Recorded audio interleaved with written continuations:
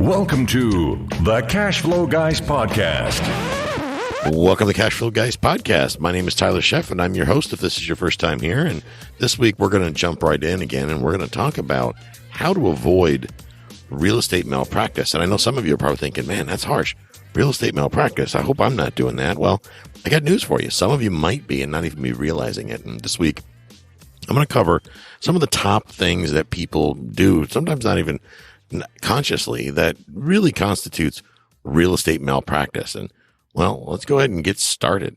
First of all, I'm a big believer that if you're the type of person that's deal-centric, focused on getting to the closing table, if that's really all you care about, if you're a wholesaler maybe and you're just looking to get that check, or you're a realtor and you just can't wait to that commission, well, that's going to create problems for you in business. It's going to keep you from growing. But if you're truly a problem solver, and more importantly, if people can identify the fact that you're a problem solver, if they understand that you are focused on solutions, you're focused on helping people in whatever capacity use the real estate they own to solve whatever other issues they may have going on in life, well, you're going to accomplish big things. Buyers on the buyer side of things and the seller side of things is we've got preconceived notions. Everybody does it. I've done it in the past. It's not the end of the world, but I think that if we spend time talking about what it means and what it looks like, we can prevent ourselves from doing it, and we're going to be far more successful. So let's start with probably the most prevalent one, the one that comes up the most often, that is, in my opinion, just egregious to do. And this comes from a system of beliefs that just simply are not accurate. And that is believing that the seller won't accept payments for their equity. What do I mean by that? Well, I talk to probably 9 out of 10 people I talk to when I mention payments for equity or seller financing, if a lot of folks call it, they're like, nobody really does that anymore. That's something from the 1970s. There's no way somebody would take payments for their equity. Well, I got news for you. Wrong. There are tons of people that, if presented the opportunity appropriately in such a way that it benefited them, would seriously consider and probably give 2 thumbs up to accepting payments for their equity. How do I know this? Well, because I, for one, am a practitioner of this. I've learned from several people, Larry Harbolt being probably the most popular one, that goes deep in depth and covers the different strategies behind seller financing, putting deals together. I went out, I've practiced exactly what he teaches, and I'm here to tell you it works. And that doesn't take trickery or fancy words or language. You don't have to deceive, lie, cheat, and steal. None of that. Instead, you listen to the seller. You ask very pointed questions. And what you'll find is that people don't necessarily want the cash. Okay. This is what Larry teaches, and I believe is 100%. They don't necessarily want the cash as much as they want what the cash will do for them. Think of it this way. If I said to you, hey, I'm going to send you your stimulus check, but you can't cash it. Well, what do you mean, Tyler? I can't cash it. Well, we gave you the check, but you're not allowed to spend it. You can't cash it. You have to put it on the wall, frame it, put it on the wall next to a picture of Mr. Biden, and off you go. Would you really care about the stimulus check anymore? Would it matter to you? Well, no, it's just a piece of paper. Maybe it's multicolored and pretty because it's from the Treasury, and it's just sitting there on the wall. But there's my stimulus check that I got in 2021 R&I special. Well, that's not as important as what's behind it when you cash it. More importantly, what you can do with the capital that comes out of that. So the $1,400 is going to buy or pay for something. That's what gets people all excited. That's what has people chomping at the bit. That's what's making everybody run out and buy Bitcoin or whatever they're going to do with it. Big screen TVs. That's the thing that attracts people to the money. It's not the money. I can tell you that, because if I told you couldn't spend the money, then you wouldn't give a damn about the money. If you study any of the economists that are out there today, such as Peter Schiff or Jim Rickards or anything like that, they talk about the dollar devaluing, which means the dollar becomes worth less and less. It'll buy less and less every day. $1 doesn't buy as much today or tomorrow as it did today. We're every time they print money, where they're basically reducing the value of the dollar, what it will buy. So what do I mean by that? Well, a bottle of water is $1 today, but in a year it'll be $1.06 or $1.20 or whatever, because the value of the dollar has diminished every time they put more money. They just print money and it has no backing. It's not backed by gold or backed by anything. It's just paper is really what it is. When they infuse more of that paper into the system, well, the money doesn't buy as much as it did the day before that happens. And we just did $3 trillion, $1.9 trillion. Trump did several trillion dollars. They've been printing money for decades. And every time they do that, they drive another nail into the financial coffin of the U.S. Well, to a seller, a smart seller especially, they realize that. And they would rather have their money grow than to sit there and erode. And what do I mean by that? Larry uses a great example of a kitchen table and a pile of money. He says, hey, Mr. Seller, if I give you your $100,000 in cash and I set it on a kitchen table, can I come back next year and visit it? And if I can, will it all be there? And the sellers will usually chuckle and say, well, you can come back and visit whatever's left, but it won't be all there. Why not, Mr. Seller? Well, because I plan on spending it. Well, what are you going to spend it on? And how you ask that question, boys and girls, is going to dictate how they react. Some people, if you sound like Inspector, like Perry Mason, well, they're probably going to get freaked out and think you're being too invasive and they're not going to answer the question. But if you warm up to it, you say it with a smile on your face, you truly, or a genuine look, if you really want to know and that type of thing interests you, then you'll probably get a legit answer. And that answer is going to tell you exactly what the seller is going to do with the cash. That's a clue for you. If you can provide that same thing and not necessarily the cash, well, home run. So how's that work? Let's use an example. Let's say you got the $100,000 house. I love that example. Easy math, right? Guy's got an $80,000 mortgage on his house. He's got $20,000 in equity left over. What is his plan? Well, he really needs a boat because he wants to take his wife out on the boat on Sundays and have her show off her bikini and her fake boobs that they bought with the stimulus check. So that said, he's dying to get a boat. And when he sells the house, he's going to use the proceeds to buy himself a fancy boat. Well, it won't be too fancy at 20 grand, but regardless, he needs a boat. So if you go to him and say, hey, Mr. Jones, I've got great credit. I'm going to go to the dealership, buy you a boat. I'm going to finance it and I'll hand you the keys to the boat and the title to the boat and off you go and I'll make the payments for you. A seller that really wants a boat would look seriously at that proposal. That is, and it's in essence, indirectly taking payments for equity because what you're doing is you're going out and sourcing what he really wants and trading it for the deed to his house or his equity, in other words. And that is a solid way to put deals together. Very creative. It's actually a lot easier. This is sad to say, but it's a lot easier to buy a boat in today's economy than it is to buy a house for most people. They'll finance a boat to damn near anybody that can fog a mirror. If you've got a job, well, they got a boat for you. I'm here to tell you. So don't kid yourself into thinking that the sellers always want payments or always want cash for their house, that they need their money yesterday. There are plenty of sellers that, if properly presented with payments for equity in such a way that it makes sense to them, not begging them to finance you, that will seriously consider and probably accept payments for equity. But those of you that sit there and jump up and down and say, nobody will take that, or I've pitched it 20 times. The reason why you're getting no's is because, number one, you're not focused on solving the seller's problem. You're just broke and have terrible credit, and that you think that they're going to give you payments because they like you. I just sold my Wave Runner last week. And during that time, I had tons of buyers reaching out to me down here in South Florida and the Florida Keys. And I actually had a few people with it. We take payments. Now, my mindset is for a jet ski that does 70 miles an hour on water, I'm not going to finance some 20-year-old something or other on a depreciating asset because that dude's going to hit a channel marker or a palm tree or something, tear up the ski. He's going to get bored and stop making payments, and I got to chase after him. All I have the ability to do with him in this case would be to put a lien on the ski. Guy doesn't own any property. He doesn't really have any cash in the game. Hell no, I'm not going to take payments for my equity in that case because it's all only to help him. There's no benefit to Tyler. But if I've got somebody who's responsible, got their act together, and is willing to put up additional collateral, and they only need me to maybe fund 50% of it, and they're willing to give me the difference down so that I could go repo it later and sell it again and keep the down payment, well, now we're talking a different game. So I would probably consider that. So just keep that in mind. I'm not going to belabor the point. The second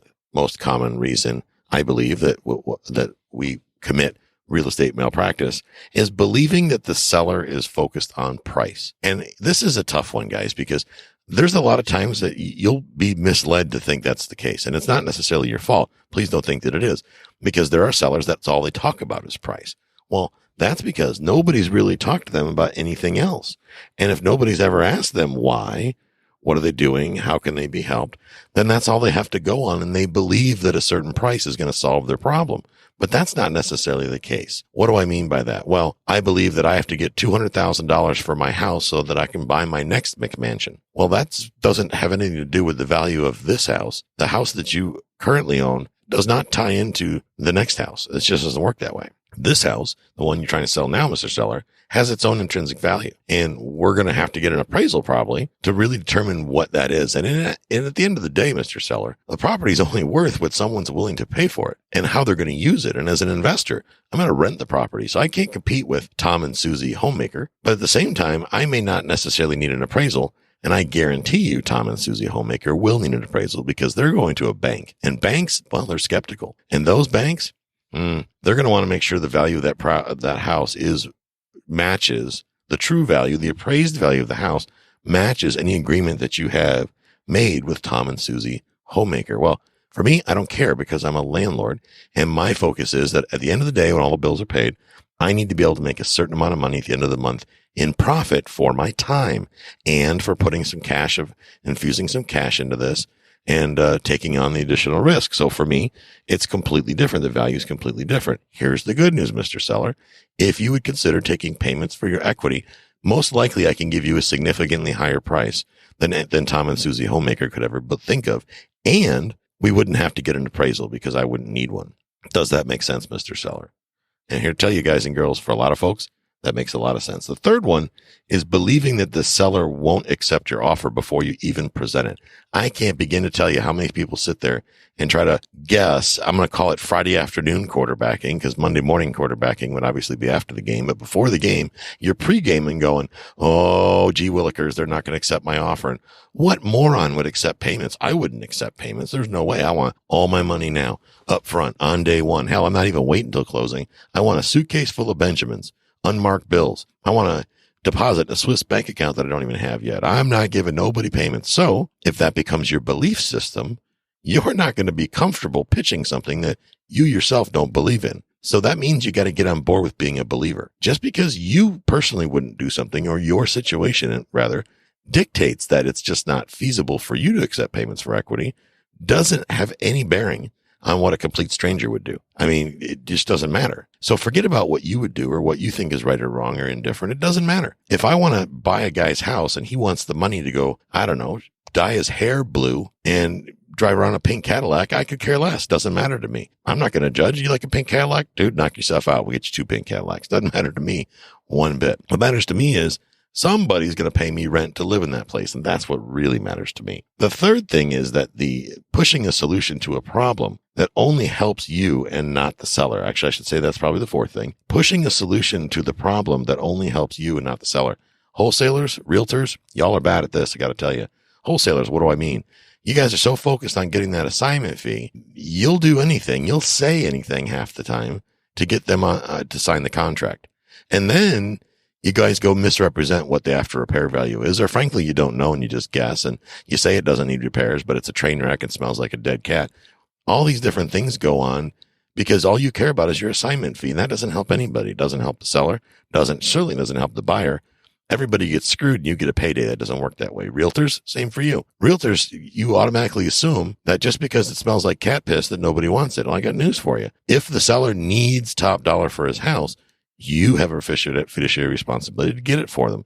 That means you need to market it just like you'd market any other house. Here's a great example. I had a bunch of people tell me that I was crazy for doing paid ads and high-level marketing for a recent couple $100,000 listing I sold in Tampa. Geez, Tyler, you don't have to spend money, your precious dollars in commission, marketing that seller's house because hell, it'll sell anyway. Of course it will sell. I realize it'll sell, guys, but I want the seller to get top dollar because the seller deserves top dollar for that house. That's what the seller needs. The only reason she's willing to sell it is because the market is hot and therefore she is entitled to top dollar. My job, to my promise to her is to help her get there. So guess what? We got there. We got way over top dollar.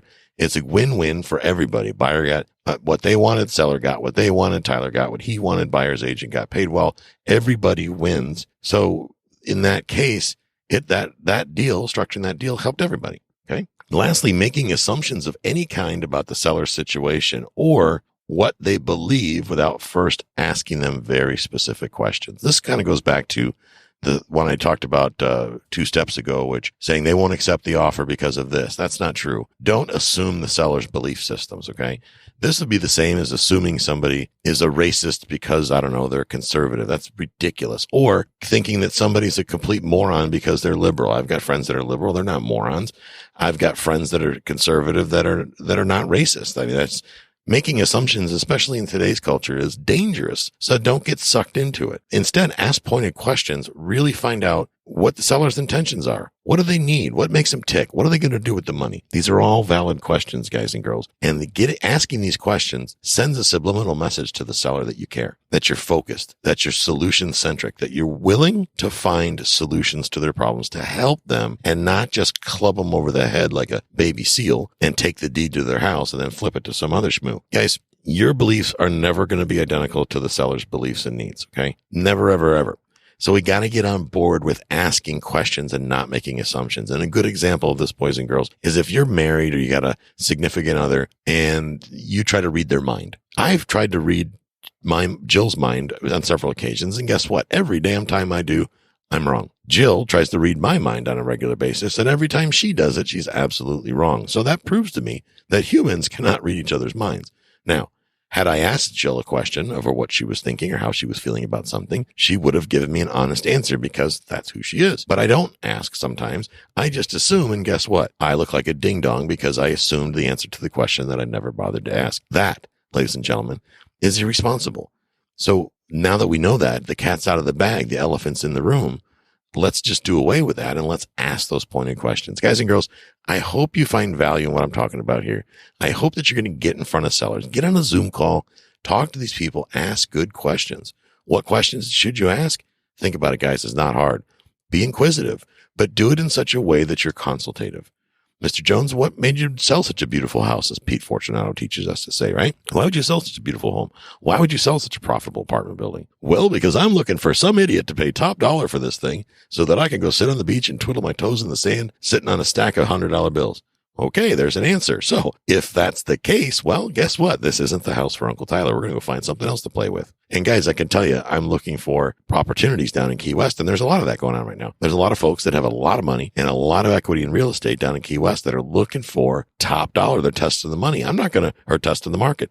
I'm not going to fault them for that. They're absolutely entitled to it. It's just that I'm not going to buy it because of that unless I could see an upside. And I'm working on opportunities right now that I've absolutely found some upside. How did I do that? Well, I'm talking to sellers and in some cases, the representatives of their agents to discover the answers to the questions, to discover their motivation for selling, which I can then turn to my investors, my financial friends, and help them make top dollar. Speaking of which, if you've ever considered investing in luxury real estate in the Florida Keys and Key West proper, we're talking about pretty big upsides when we sell these things. We're going to buy them. We're not going to do a whole lot of work to them because we're just going to turn around and market them properly. And we're going to make some nice upsides. If that's something that excites you and you want to participate in that, well, then you need to get on the phone with me, get on my calendar.